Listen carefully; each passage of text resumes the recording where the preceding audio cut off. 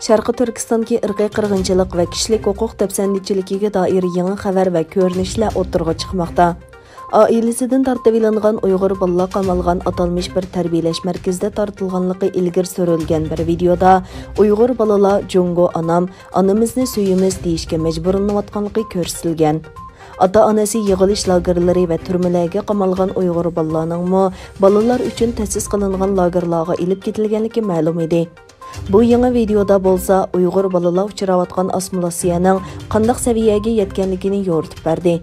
Mana bu Amerikalik tadqiqotchi va faoliyatchi Timothy Gross ommaviy taratquv hisobida tarqatgan ko'rinishlar.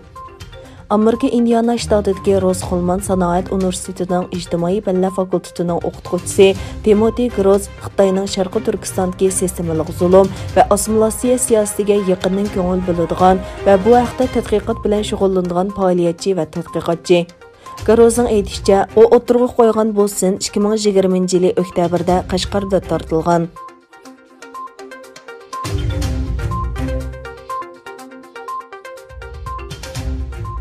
Fransiyada ziyoratda bo'layotgan Amerika tashqi ishlar ministri Mike Pompeo Xitoyning Sharqi Turkistondagi kishilik huquq tajovuzchiliklariga qarshi turishga hamkorlashishning ahamiyatini ta'kidlagan.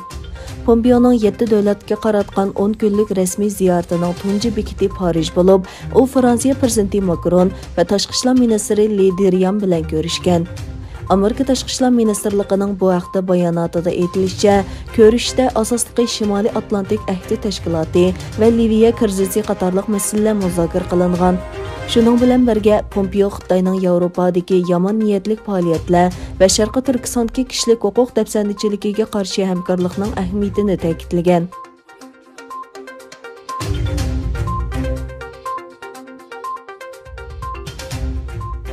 Muhojiratga Uyg'urlar har yili 12 noyabr 1933 yili va 1944 yili 12 noyabr kuni qurilganligi jakarlangan Sharqi Turkiston Jumhuriyatini xotirlash faoliyatlarini ilib boradi.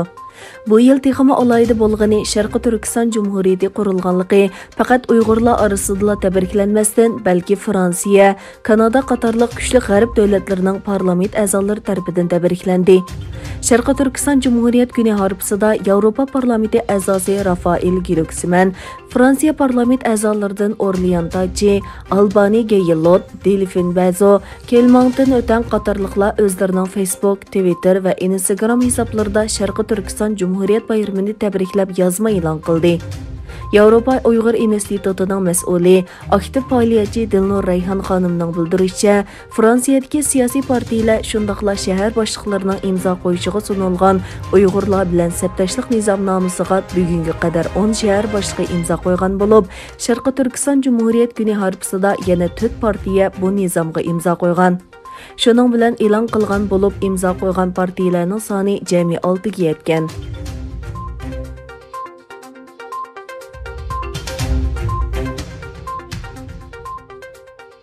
Egilinishcha, Amerika prezidenti Donald Trumpning Afg'oniston va Iroqdan askar chekindirish haqidagi buyrug'i Amerika davlat mudofaa ministrligiga yetib kelgan va plan tuzilgan. Amerika CNN televiziya kanali Trumpning Iroq va Afg'onistondagi Amerika askarlarining sonini 2500 ga qisqartirganligi haqida xabar bergandan keyin bir Amerika davlat mudofaa amaldori prezidentning Afg'oniston va Iroqdan askar chekindirish haqidagi ko'rsatmasini munosabatli organlar qabul qildi. Hozir bu haqda plan tuzilyotdi degan.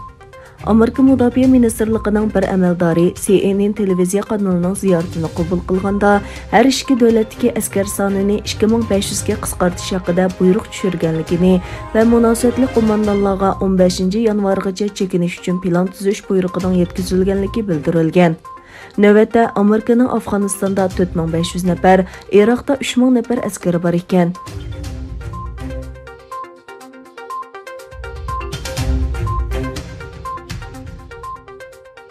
Azerbaycan prezidenti İlham Aliyev Ermeniya ishg'oliyatidan ozod qilingan Fuzulidagi Xoradis shahrini ziyorat qildi.